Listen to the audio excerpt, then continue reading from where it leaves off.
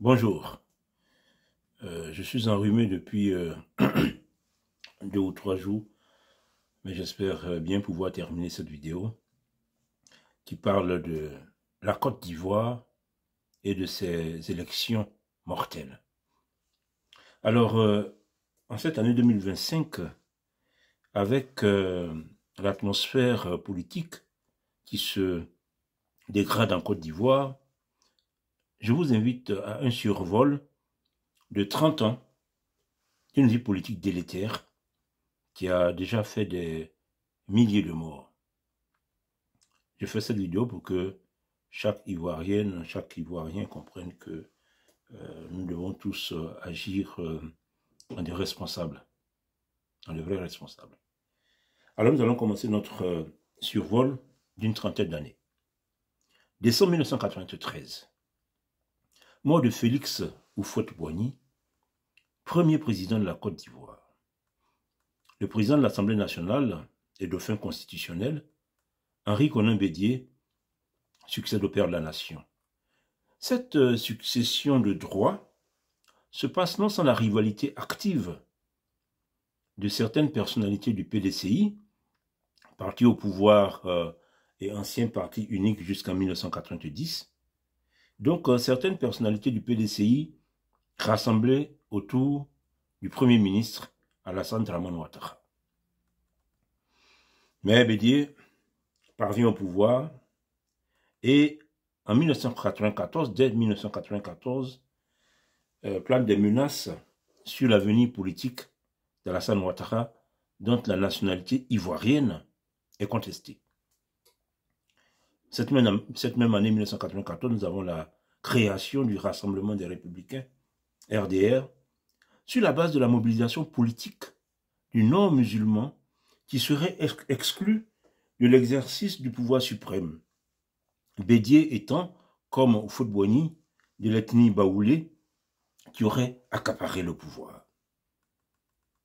Et c'est là que nous avons un grand rebondissement de la vie politique ivoirienne avec l'alliance du RDR d'Alassane Ouattara et du Front populaire ivoirien de Laurent Gbagbo dans un cadre baptisé le Front républicain, engagé dans une opposition radicale au PDCI-RDA. Gbagbo proclame « Quiconque refuse la candidature d'Alassane Ouattara me trouvera sur sa route ». Oui, c'est l'alliance Gbagbo-Ouattara contre Bédié.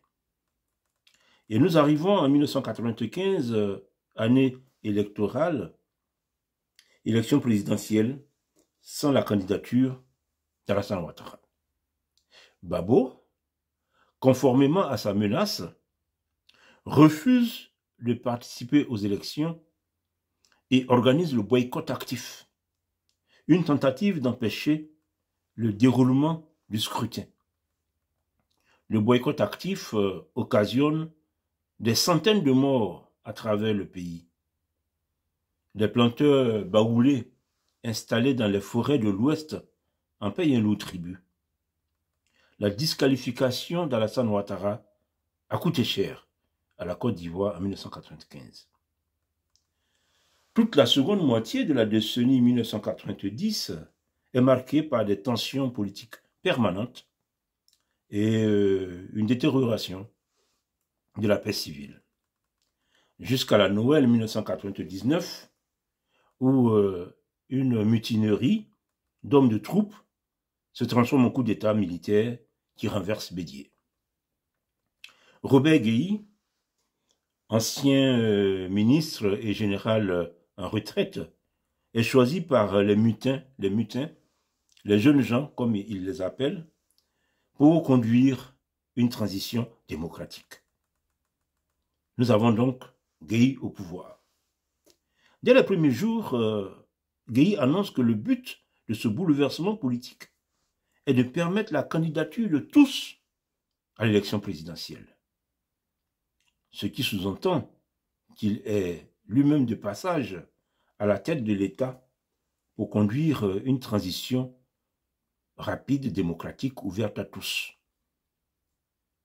Il a même dit à l'époque, je suis juste venu pour balayer la maison et partir. Gbagbo se réjouit d'un coup d'État salutaire. Et dans le vol Air France qui ramène Alassane Ouattara à Abidjan, le commandant de bord aurait salué la présence dans son avion du futur président de la Côte d'Ivoire. Par la suite, le RDR de Ouattara et le FPI de Gbagbo se retrouvent dans le gouvernement putschiste de Robert Guèye. Nous arrivons en 2000 et il y a un grand débat national qui est engagé pour doter le pays d'une nouvelle constitution, la constitution de la Deuxième République. Robert Guèye et le FPI de Gbagbo introduisent dans la nouvelle constitution des clauses encore plus drastiques pour candidater à la magistrature suprême. On se souvient à l'époque, fallait-il être né de père et de mère ivoirien, ou fallait-il être né de père ou de mère? Le débat est où va mobiliser la Côte d'Ivoire pendant des semaines. Et Gbagbo avouera un an plus tard, lors du Forum de la Réconciliation nationale, en fin 2001, que certaines clauses étaient destinées à éliminer Alassane Ouattara et Bédié des futures courses au présidentiel. Toujours est-il que le Front républicain a vécu. C'est la rupture entre Ouattara et Gbagbo. Entre-temps, Robert Guèye entend désormais conserver le pouvoir pour lui-même. Avec la nouvelle ambition de Guèye et l'exclusion de Ouattara, les hommes de troupes, à l'origine de la chute de Bédié, se divisent entre partisans de Robert Guèye et partisans d'Alassane Ouattara. Il s'ensuit un épisode sanglant entre les jeunes gens, dont le complot du cheval blanc, en septembre 2000, ce sont des jeunes militaires qui vont chercher à assassiner le président Robert Guèye. Ils n'y parviendront pas, mais bon, ils vont égorger son cheval blanc, d'où le nom du complot, le complot du cheval blanc, en septembre 2000, et qui va faire des dizaines de morts. Et on trouvera plus tard, dans des chambres froides, au palais présidentiel, des corps de soldats morts. Des soldats généralement originaires du nord de la Côte d'Ivoire. Les élections présidentielles se déroulent en octobre avec l'exclusion de Bédié et de Ouattara. Robert Guèye tente de conserver le pouvoir contre le résultat des urnes, mais la mobilisation des militants de Gbagbo le contraint à la fuite. Et dans le chaos, Laurent Gbagbo s'installe à la tête de l'État. On arrive donc à Gbagbo au pouvoir. Le RDR de Ouattara engage ses militants tout de suite dans une contestation du nouveau pouvoir Gbagbo. Il s'ensuit des violences qui occasionnent plus d'une centaine de morts, dont des dizaines retrouvées dans la forêt du Banco, ce qui restera dans l'histoire de la Côte d'Ivoire comme le charnier de Yopougon. C'est une cinquantaine, une soixantaine de corps jetés comme ça dans la forêt du Banco. Le moins qu'on puisse dire, c'est que, encore une fois, la disqualification d'Alassane Ouattara a coûté cher à la Côte d'Ivoire.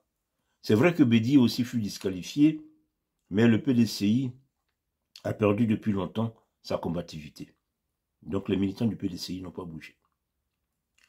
Aux élections législatives qui suivent, sous le nouveau régime de Gbagbo, les candidatures à la députation d'Alassane Ouattara et du secrétaire général du RDR, Jenny Kobenan, ont été rejetées. On ne parle pas de président de la République, on parle de la députation. Même là aussi, la candidature d'Alassane Ouattara, Jenny Kobenan rejetée. Alassane Ouattara, on dit qu'il est burkinabé, Jenny Kobenan, on dit qu'il est ghanéen. Leurs candidatures sont rejetées. Toujours du juridisme partisan, destiné à la disqualification des adversaires politiques.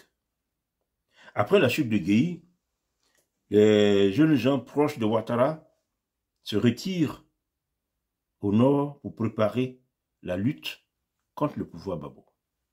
Et dès janvier 2001, il y a une tentative de renversement de Babo par le complot de la Mercedes noire. Complot conduit par le leader des jeunes gens du Nord, un certain Ibrahim Koulibaly, le célèbre IB. Après l'échec de cette tentative de janvier 2001, ils vont se replier au Burkina Faso et préparer la rébellion qui éclate en 2002, après une préparation au Burkina Faso. Rébellion présentée par la presse internationale comme la rébellion du Nord musulman contre le Sud chrétien. Dans le cafouillage, Guy Robert trouve la mort, Alassane Ouattara échappe à un enlèvement et sa résidence à Blocos est totalement incendiée. Le pays du Fouet-Boigny est dans un chaos indescriptible. Alors il va y avoir beaucoup de tractations avec l'implication de beaucoup de chefs d'État. Ça sera au Ghana, ça sera à Abuja, ça sera à Pretoria, à l'intervention aussi de la communauté internationale. Et finalement, c'est au début de l'année 2003 qu'il y aura les assises de Marcoussis Kleber qui aboutissent à la formation d'un gouvernement ouvert à toutes les forces politiques présentes à l'Assemblée nationale, ainsi qu'au déploiement d'une force onusienne de près de 10 000 agents militaires et civils. Finalement, les assises de Marcoussis Kleber paraissent comme un triomphe pour la rébellion et de celui qui désormais en est reconnu comme le chef, Guillaume Soro. La prime à la rébellion est très mal vécue par une majorité d'Ivoiriens, ce qui rassemble le pays autour du président Babo. Les partisans du parti au pouvoir, avec la complicité des forces de l'ordre, installent le désordre et l'insécurité pour leurs adversaires dans le sud du pays. Seydou Diarra, présenté comme un sage du Nord, est nommé Premier ministre pour conduire une transition démocratique ouverte à tous.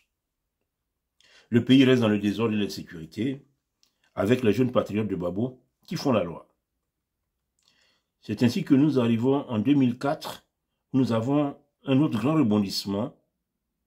Exilés à Paris, Bédié et Alassane Ouattara forment le Rassemblement des oufouettistes pour la démocratie et la paix, le RHDP. Et oui, c'est l'alliance Bédié-Ouattara contre Babo. Véritable retournement de situation. Le régime Babo interdit toute manifestation de l'opposition. Une tentative de manifestation du RHDP en 2004 se solde par des centaines de morts. À l'époque, on parlait de 300 ou 400 morts. Abattus par les forces de l'ordre. Le pays vit dans une certaine terreur. Et nous arrivons alors en 2005. Le pays est toujours coupé en deux. Et la violence politique empêche la tenue des élections. 2005, c'est normalement une année électorale, mais il n'y aura pas d'élection. Ni de présidentielle, ni de législative, ni de municipale. Les partisans de Babo se réjouissent d'avoir 5 ans cadeaux, selon leur propre expression. Les forces de l'ordre sont mobilisées pour empêcher toute manifestation. On parle même des escadrons de la mort de Babo. La Côte d'Ivoire est dans l'impasse. Alors, en décembre 2005, la communauté internationale, déçue du Premier ministre Seydou Diarra, le remplace par Charles Konan Banny. Konan Banny a été nommé par un communiqué de la CEDEAO qui disait clairement qu'il a nommé avec pouvoir de nommer à tous les postes civils et militaires. C'est vraiment un coup de fouet que la communauté internationale voulait donner à la situation de la Côte d'Ivoire pour qu'on sorte de cette crise-là. Les choses ne vont pas beaucoup changer, ne vont pas beaucoup bouger.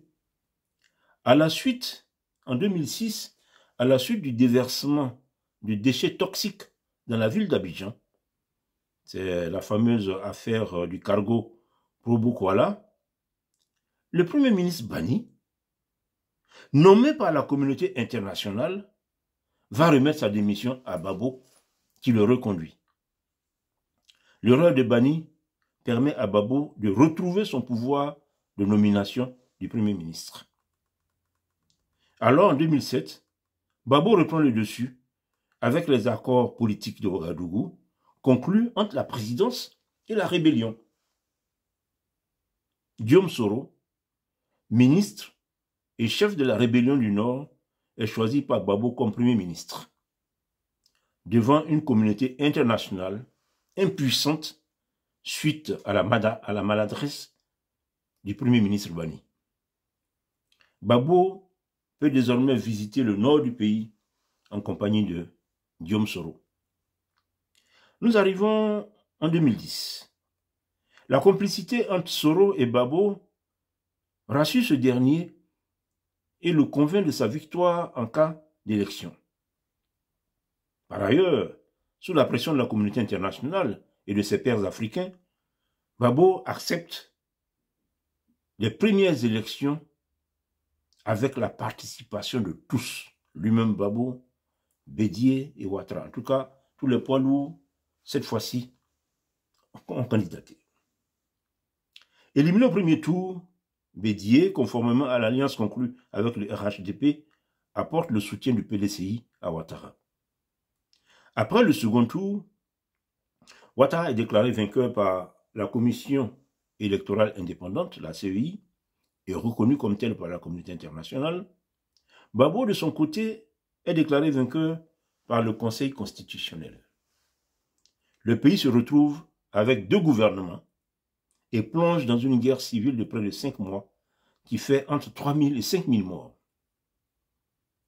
Cette guerre civile post-électorale se termine en avril 2011 avec Ado, Alassane Ouattara, qui bénéficie du soutien de la communauté internationale et surtout de la France de Sarkozy. Alassane Ouattara gagne la guerre civile post-électorale, arrête Babo et le conduit à la Cour pénale internationale de La Haye pour crime. Alors nous avons Alassane Ouattara au pouvoir à partir d'avril 2011. En 2015, Alassane Ouattara est réélu sans difficulté au premier tour.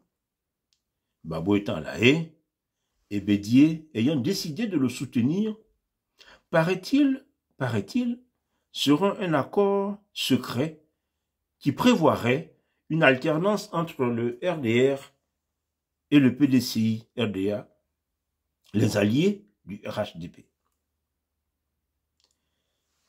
Nous arrivons ensuite en 2020, encore une année électorale, et là nous avons un autre rebondissement majeur. Alassane Ouattara n'affiche aucune volonté de céder le pouvoir au PDCI-RDA et demande aux deux alliés de se s'aborder désormais dans un seul et unique parti, le RHDP. Bédié refuse et le PDCI-RDA se retire du RHDP pour rentrer dans l'opposition à Ouattara. Finalement, dénonçant de nombreuses anomalies dans l'organisation du scrutin de 2020, Bédié boycotte les élections. Donc Bédié en boycott, Babo à La Haye, Ado, encore une fois, est réélu sans difficulté au premier tour pour un troisième mandat. En 2021, nous enregistrons le retour de Babo en Côte d'Ivoire après son acquittement à la CPI. Et en 2023, la Côte d'Ivoire enregistre la mort de Bédié. Donc en cette année 2025, année électorale, on s'attend à ce qu'il y ait des élections normales. Depuis de nombreux mois, des menaces pesaient sur la candidature du président du PDCI-RDA. Et finalement, depuis le 22 avril, nous apprenons que la justice, je cite, la justice ordonne la radiation de Tidiane Thiam de la liste électorale pour avoir perdu sa nationalité ivoirienne. Alors, mon adresse au président Ouattara, c'est que nous sommes en 2025, en année présidentielle. Faut-il encore que ce soit une année de tous les dangers pour la Côte d'Ivoire? Depuis le retour du multipartisme en Côte d'Ivoire en 1990, avec les nombreux actes de violence politique, je les reprends, qui ont culminé entre l'assaut final de 1992, le boycott actif de 1995, le coup d'État de la Noël 1999, le complot du cheval blanc de 2000, la crise post-électorale avec son charnier de Yopougon de 2000, le complot de la Mercedes noire de janvier 2001, la rébellion du Nord musulman contre le Sud chrétien de 2002, la guerre civile post-électorale de 2010-2011, avec tous ces événements, ce sont entre 10 et 15 000 morts que la violence politique a occasionné en 3 décennies. Frères et sœurs de la Côte d'Ivoire, c'est trop. Ça manque de maturité civique dans notre classe politique. Ça manque de vision porteuse de vouloir vivre collectif. C'est grave pour notre pays. Nous devons faire attention. Et Monsieur le Président Ouattara, en tant que premier responsable de ce pays, je dis ça fait plus de 3 décennies que vous êtes dans l'affrontement politique, après que, successivement, Bédié, Guéhi et Babo soient tombés, vous êtes arrivés à vos fins. En 2015 et 2020, vous avez été réélus sans adversité consistante. Vous avez gagné le combat de votre génération. Guéhi et Bédié sont morts et Babo, aujourd'hui, est très diminué. Oui, vous avez gagné le combat de votre génération et depuis 15 ans, vous dirigez la Côte d'Ivoire. L'année dernière, de retour de la CAN, la Coupe d'Afrique des Nations, mes enfants m'ont exprimé leur émerveillement devant vos nombreuses réalisations. Mes enfants étaient fiers de leur pays quand ils sont retournés en France.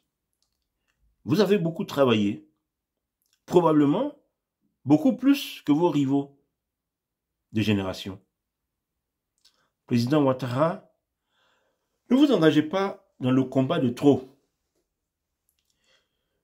Longtemps éliminé des élections par vos adversaires, vous dénonciez l'injustice. Aujourd'hui, au pouvoir, seriez-vous sans scrupule pour perpétrer cette basse manœuvre du juridisme partisan de mauvaise foi destiné à éliminer tout adversaire de taille? Je ne vous demande pas de ne pas être candidat. Personnellement, je suis contre la limitation du nombre de mandats en Afrique noire. Je suis d'autant plus à l'aise pour le dire que je l'ai écrit plusieurs fois dans mes livres. Je considère que en Afrique, on n'a pas beaucoup de chefs d'État compétents, on n'a pas beaucoup de chefs d'État valables, et que si on a la chance d'en avoir un, pourquoi faut-il limiter son nombre de mandats? Donc moi, je suis contre la limitation de mandats, mais bon, ce n'est que mon point de vue. Donc pour moi, si vous voulez être candidat, libre à vous. Mais pourquoi voulez-vous empêcher Tidiane Thiam d'être candidat? Comme en 2015 et 2020, voulez-vous n'avoir en face de vous que des adversaires fantoches, que des candidats fantoches? Ne vous engagez pas dans le combat de trop, le combat contre une autre génération. Vous avez gagné le combat de votre génération. N'essayez pas de passer à la génération suivante. Le combat qui ruinerait tout votre parcours d'opposant victime d'injustice et de président bâtisseur. Et que craignez-vous? Vous avez bien travaillé, donc vous avez des chances de gagner les élections. Ou bien c'est quoi, la peur de perdre? La peur de perdre les élections? Oui, supposez que vous perdiez les élections. Je vais vous parler de deux grands hommes du siècle dernier, De Gaulle et Churchill, qui ont été les héros de la Seconde Guerre mondiale. Quelqu'un comme De Gaulle, au sortir de la guerre, avait la légitimité historique pour instaurer une dictature, une tyrannie en France. Mais au lendemain de la Seconde Guerre mondiale, tous deux ont été congédiés par la classe politique de leur pays. De Gaulle a accepté de partir et 12 ans après, la France est allée le chercher pour revenir mettre de l'ordre encore dans le pays. Mais au sortir de la guerre, malgré tout le bon travail qu'il avait fait, malgré ce rôle historique qu'il avait joué, il est parti. Quand on aime vraiment son pays, on le met au-dessus de tout, en se pliant au jeu démocratique. Tous les gens qui étaient dans la politique en France au lendemain de la guerre, c'est De Gaulle lui-même qui les avait réintroduits, puisque il portait sur lui l'état de la France pendant la guerre. Donc, quand on aime vraiment son pays, on le met au-dessus de tout, en se pliant au jeu démocratique. Et vous, monsieur le président Ouattara, vous allez faire risquer encore un bain de sang à la Côte d'Ivoire. Nous sommes à plus de 10 000 ans, 10 et 15 000 morts depuis que vous êtes sur la scène politique ivoirienne. C'est beaucoup. À supposer que vous perdiez les élections. Oui. Si vous perdez les élections, figurez-vous que vous pouvez faire quelque chose de très intéressant si vous perdez les élections. Figurez-vous, M. Ouattara, que notre immaturité politique fait que la Côte d'Ivoire n'a jamais connu de passation de charge au sommet de l'État entre un chef d'État et son successeur.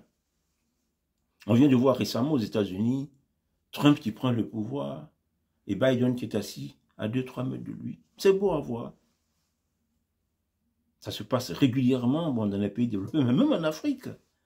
Nous avons des pays comme le Sénégal, nos voisins, le Ghana, le Bénin et bien d'autres, qui connaissent des passations de charges au sommet de l'État. Ça fait évoluer, ça fait bien. Chez nous, non, en Côte d'Ivoire, on n'a jamais connu ça. Houphouët-Boigny est mort de vieillesse dans son lit. Il n'y a pas eu de passation entre Oufou et Bédié.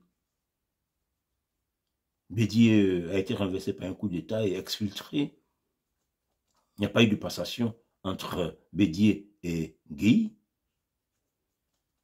Guèye a dû fuir le palais présidentiel devant l'assaut des troupes des militants de Babo. Il n'y a pas eu de passation entre Guèye et Babo.